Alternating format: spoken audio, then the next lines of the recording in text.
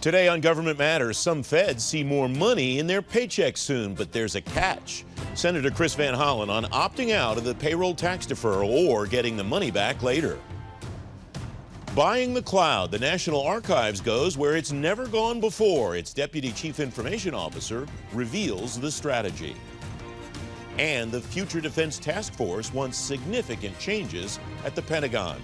Is Congress's new alarm a beginning or a non-starter? Government Matters starts right now.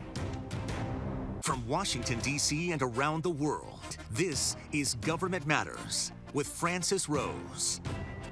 Thanks for watching the weekend edition of Government Matters, the only show covering the latest news, trends, and topics that matter to the business of government. I'm your host, Francis Rose.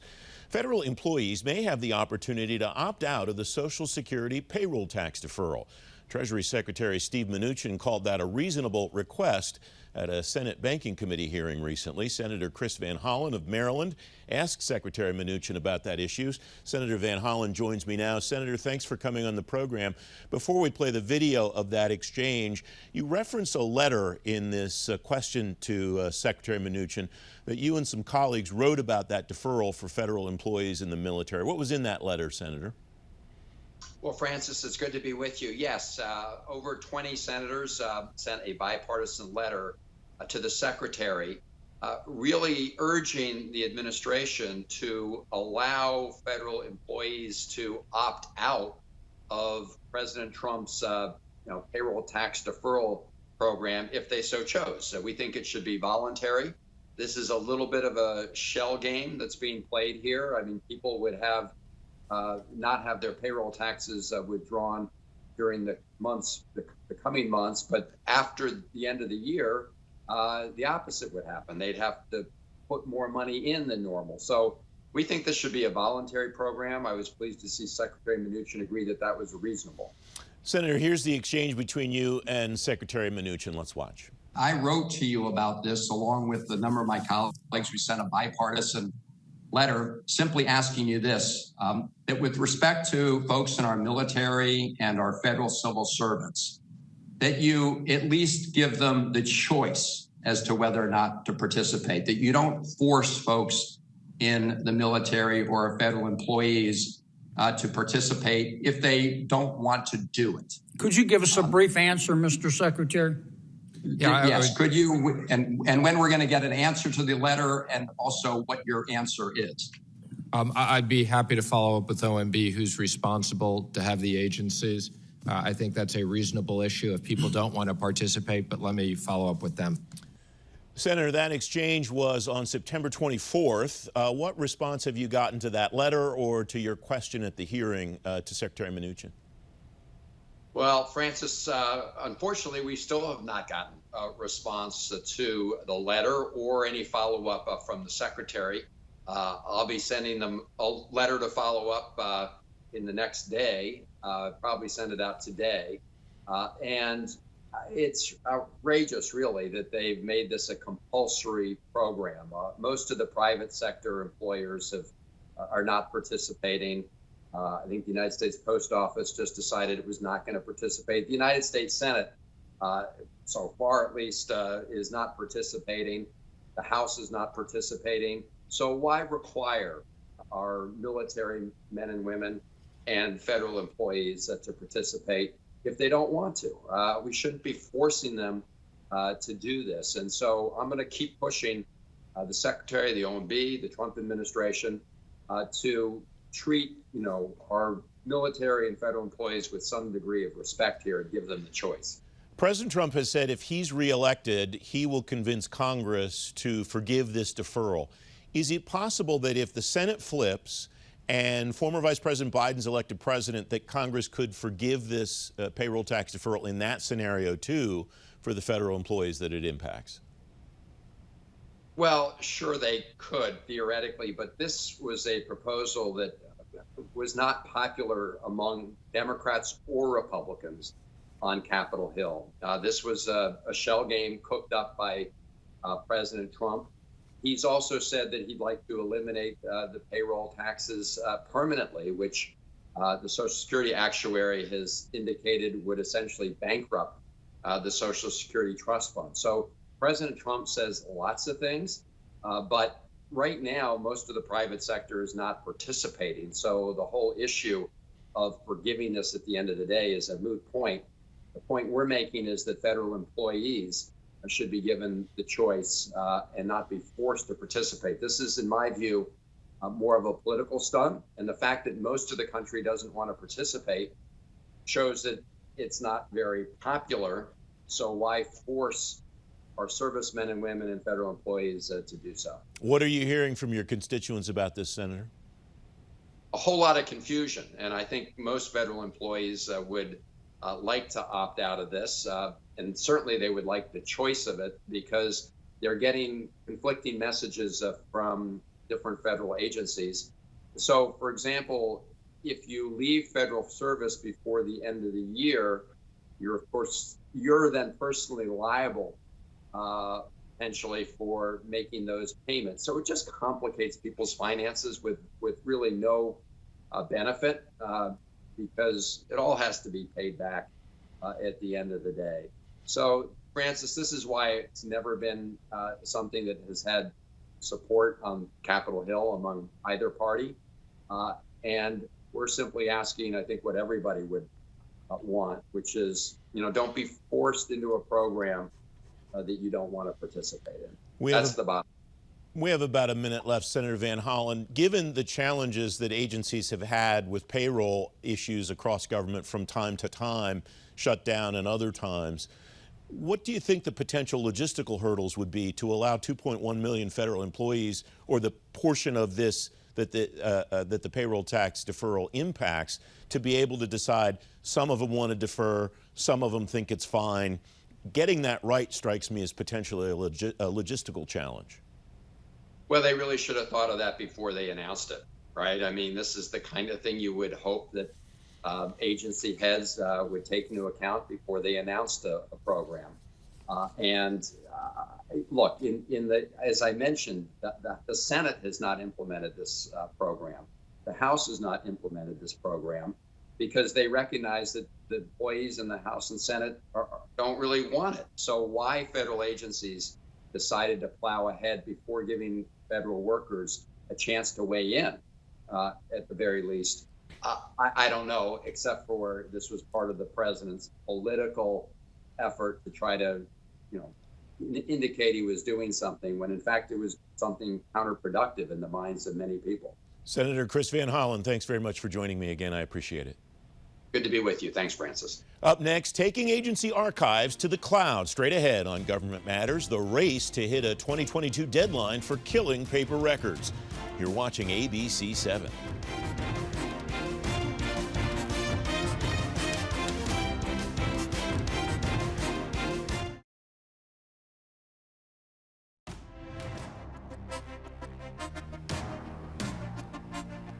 Welcome back. The National Archives and Records Administration is executing a new multi-cloud strategy to make it easier for agencies that have already moved to the cloud to transfer documents to NARA. It's part of a giant digitization effort at the agency and all across government. Agencies have another year and a half to stop sending NARA paper records. Sheena Burrell is the Deputy Chief Information Officer at the National Archives and Records Administration. Sheena, welcome. Thanks for coming back on the program. What does this strategy look like? What are the elements of it, and how much of it have you borrowed from other organizations?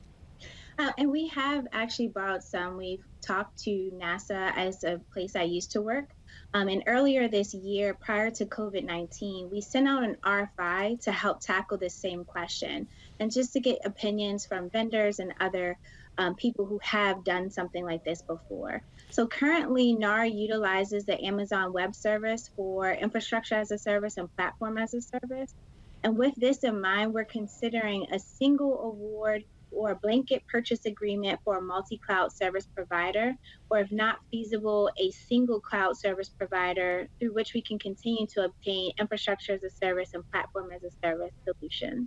What's the advantage that you expect to gain from continuing in a multi-cloud platform, from continuing in a multi-cloud strategy?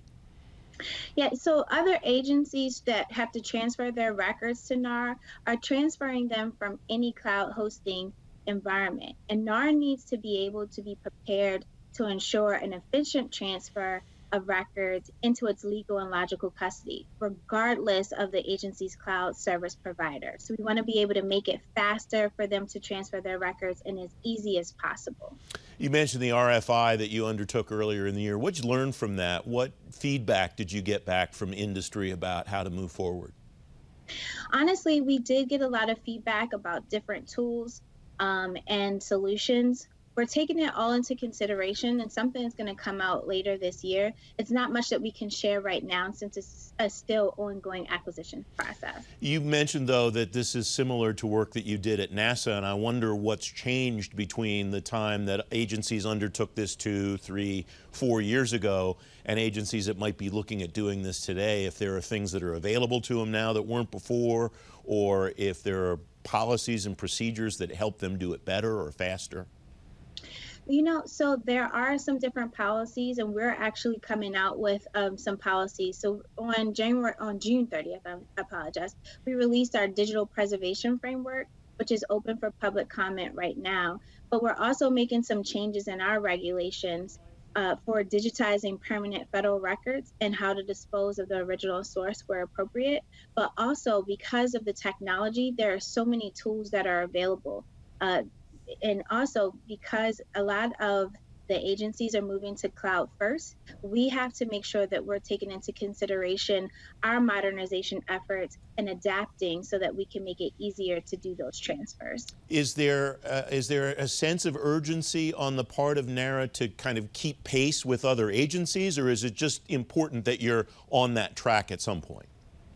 I think it's actually important for us to be on that track, but it's very important, as you have mentioned, NARA is going to stop accepting paper records from different agencies by the end of 2022. So we have to be able to have the infrastructure in place to accept all the digitization and all the electronic records. So we have to have the infrastructure and modernization in place to do that. The collaboration effort that your agency undertakes on an ongoing basis is important. We reported this week about the collaboration with the Department of Veterans Affairs on the digitization of deck logs. What did that look like from the NARA perspective, Sheena? This is really an exciting project for NARA. So the Blue Water Act was passed in 2019, and we had very little time from the summer of 2019 to January of 2020 to help VA get these paper records from us. These were paper records that we stored, and then we sent them to VA. We helped them with their digitization effort in terms of scanning and then actually taking that data back into our digitization lab and ingesting that information. So this summer, we ingested about 13 terabytes of that data that was scanned from VA.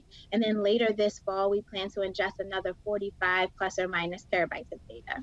The volume's incredible. NextGov reported this week it was equivalent to about 29,000 boxes of paper records. Is it as simple as just scanning paper records, or is it more complex than that, Sheena? It's actually a little more complex. So once you scan in the paper records, it doesn't automatically become machine readable. And we need to be able to go through and get that metadata so that they become searchable.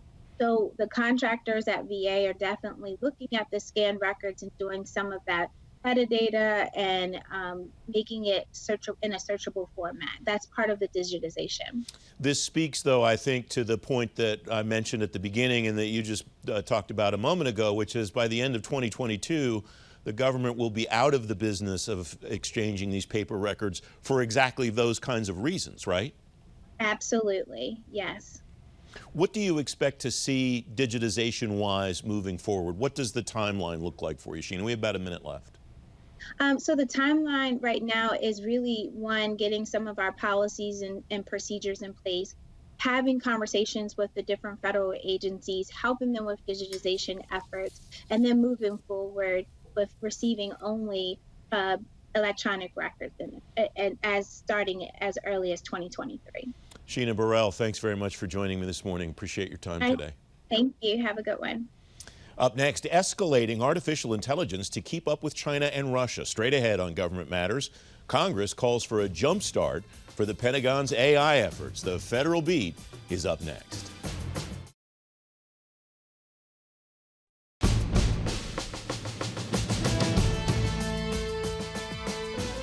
Welcome back. The Defense Department needs an attitudinal shift, according to a group of members of Congress from both parties. The Future Defense Task Force calls out Russia and China as adversaries and recommends faster development of artificial intelligence and unmanned weapons systems. Tony Bertuca is chief editor of Inside the Pentagon. Lauren Williams is staff writer for FCW, both of them following this task force and the work that they've done. Thanks very much for joining me, both of you. Lauren, I'll start with you. You write in your reporting about this, AI, artificial intelligence, was at the fore of the task force's recommendations, starting with the first one. How pervasive would this task force of members of Congress like to see AI become in weapons systems across the Pentagon? The task force indicated in its report that they'd like to see it throughout every major acquisition program that the DoD has. And they even suggested a stipulation that would tie funding requests to the consideration of automated unmanned systems and AI tools. Strikes me there's a big policy note here that you mentioned too. You write, those programs should be AI ready and interoperable with existing and planned joint all-domain command and control networks, according to that report. That's significant, I imagine, because it says Congress has really bought into the JADC2 concept. Yes, the report, at least for me, basically says, you know, Congress is hearing what DoD is saying and they're believing it, and they're saying this is what we want you to do. We want you to prove it. We want you to plan for it, not just with integrating technologies, but also thinking about operational concepts and how the personnel and the people portion will fit around these new technologies. Tony, welcome. Where did this task force come from? What's the genesis of this? They've been working at this for about a year, but how did this come about in the first place? So this comes from the House Armed Services Committee. It's co-chaired by Seth Moulton of Massachusetts and Jim Banks of Indiana. When they rolled out the report, they made clear that they think that the most value it has is that it's a bipartisan congressional report. You know, they want RAND and GAO to maybe study a few things at the Pentagon, but they really wanted to drive home that the value of this report is that it's a product of bipartisanship in Congress. So these are lawmakers who have teams of Republicans and Democrats who came together and had consensus, which is unusual in Washington these days, but they achieved consensus on these recommendations. The other thing to note is that we've got Mac Thornberry, the senior Republican on the House Armed Services Committee, retiring. He has made defense acquisition reform one of his key focuses. Moulton and Banks, when they rolled the report out, said, watch our careers, because this is going to be a career-long fight for us both, and they both committed to sort of picking up that cause. One of the very specific things that this bipartisan group agreed on, Tony, is that while they're citing Russia as a potential adversary, as a competitor vis-a-vis the national defense strategy. Your colleague Justin Doubleday quotes this: China represents the most significant economic and national security threat to the United States over the next 20 to 30 years. They're making it very clear that if this is what they're going to work on throughout their congressional careers, they're making it pretty clear where they're staking their bets, right? Oh, certainly. And this is part of a broader shift that began toward the end of the Obama administration, when you had the third offset under Ash Carter and Bob Work.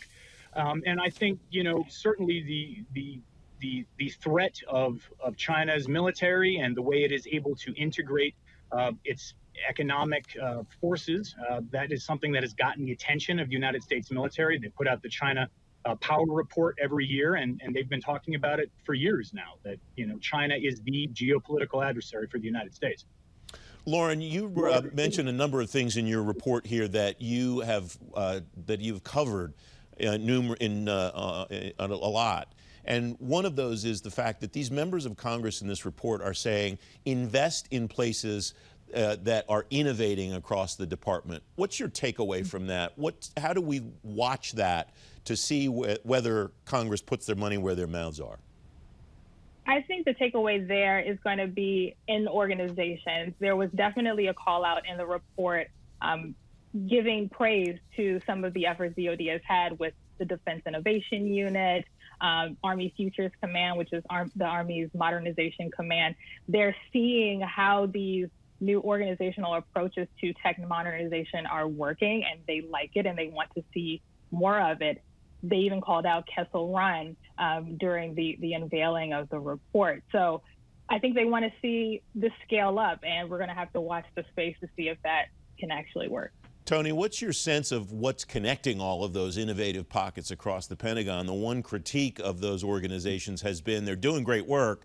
We're not sure, this is Congress, we're not sure how they're all connected and how each of them knows what the other is doing to tie the innovation work together and accelerate it as quickly as possible. Yeah, certainly the criticism we've heard now for years is that these are just brush fires of innovation and excellence that don't get transmitted into larger programs. But that gets back, though, to some of the report's more specific recommendations, right? They do make broad recommendations that are hard to see as immediately actionable, right? They say we want a Manhattan Project for artificial intelligence. That's a little bit less actionable than, all right, Pentagon, from now on, you're going to spend a lot more on these internal innovative efforts like Kessel Run, AFWorks, and DIU, and we want you to evaluate an AI or autonomous alternative for every major defense acquisition program. Those are things that are fairly actionable in an NDAA, Congress's annual defense policy bill, if they're able to put it into paper. Tony Bertuca, Lauren Williams, great contributions. Thanks both very much. Thanks for having me. Don't forget, if you miss an episode of Government Matters, you can find it on our website, govmatters.tv. You get a preview of every newscast by signing up for our daily program guide. You just text Gov Matters to the number 22828. I'm back in 2 minutes. That's the latest from Washington. Join me weeknights at 8 and 11 on WJLA 24/7 News and next Sunday morning at 10:30 on ABC 7 to stay plugged in on issues that matter to the business of government. Thanks for watching. I'm Francis Rose.